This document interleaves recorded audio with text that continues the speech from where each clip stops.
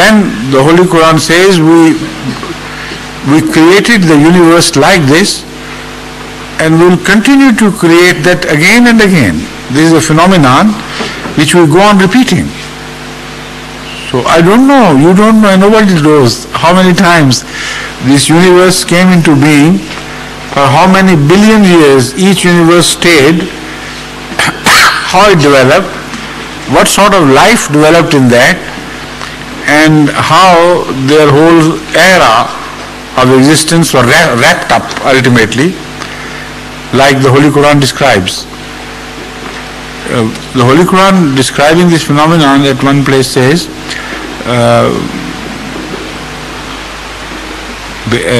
just a minute, the verse escapes me, but it says, we'll wrap them round our hand. And the wrapping is described like the wrapping of a scroll. You know what scroll is? Like toilet paper roll. In olden days, they didn't use sheets of paper to write, but they had some material which was, which rolled out and rolled in back, like I have told you the roll of his toilet paper. So they wrote things on it and went on opening it and unrolling it until it was finished, then they would roll it back. That is how the scrolls were kept. And this is why you hear of Dead Sea Scrolls. In the time of Hadhrat Jesus and some centuries afterwards, still the world used to commit things to writing in rolls like these. So they are called scrolls. So the Holy Quran says, we'll wrap up the whole universe like the wrapping up of scrolls, round and round. Now the scientists have also discovered that when a black hole attracts matter from outside, immense stars rush towards it and disappear. But as they reach the black hole, they don't enter straight into it. They start wrapping round it like a scroll. And they are wrapped round and round and round and round until they disappear totally. So how beautiful is the Quran? In no other religious book can you read such clear description of things which were completely unknown to man.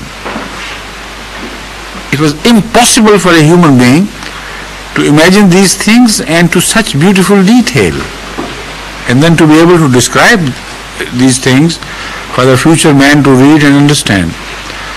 So this is the answer to your question, how the earth is formed. God does not go into the detail of each star, how this was born, how that was born, but the basic principle and phenomenon which applies to creation, that has been explained in the Quran. Understood? I tried to explain things in a manner that the children could understand. I hope they did. You did? Good.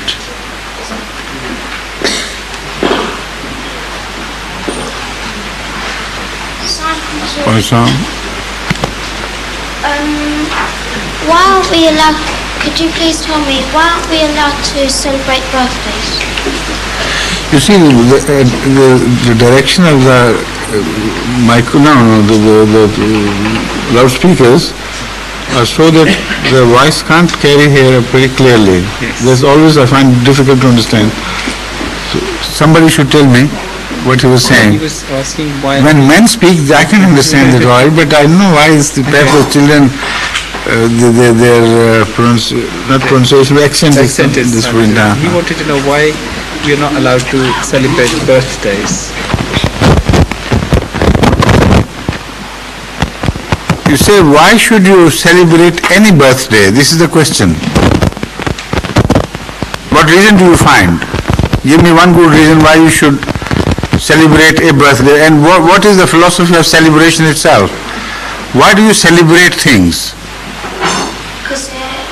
Because something very special happens. Huh? So the birth of every Tom, Dick and Harry in the world is not a special thing. billions of people are born and they die, and most of them turn out to be big rascals and wanton people and who create trouble in the world. Even the politicians, you know, they are very selfish and they care a hoot for the rest of the world. Only they serve their own country. And in some countries they don't even serve the cause of their own people. So why should anybody's birth be celebrated as something very special? Now I turn to another question. The greatest man on earth, who was he? Hadhrat Muhammad Rasulullah. Why are you taking so long to reach the right answer? Hadhrat Muhammad Rasulullah sallallahu alaihi wasallam was the greatest man on earth who was ever born or who will ever be born. Correct? Because he in fact was the ultimate purpose of creation. If he were not to be born, then God would not waste the time on this creation. He was the very summit, the very essence of life and things. And his birthday, did he ever celebrate his birthday? Not to your knowledge? No? Did any of his relatives, his children, etc., his companions, his caliphs celebrate their birthdays? No? Hadhrat Masih Maud Islam, now in this age, did he ever celebrate his birthday? In this age, the most special person is Masih Maud Islam, isn't he? Any caliph of Ahmadiyya, did he ever celebrate his birthday? So, are you more special than all these people? Why should you? Be humble. Anyone who ever has a right to celebrate, whoever had a right to celebrate, was Hadhrat Muhammad Rasulullah sallallahu alaihi wasallam. But he didn't. So it's just nonsense, meaningless. You're only blindly following the Western traditions. And that blunts your intelligence. If you start blindly following the traditions of another people, your intellect is always blunted. You become blind followers. And that is what we do not want to happen to Ahmadi boys.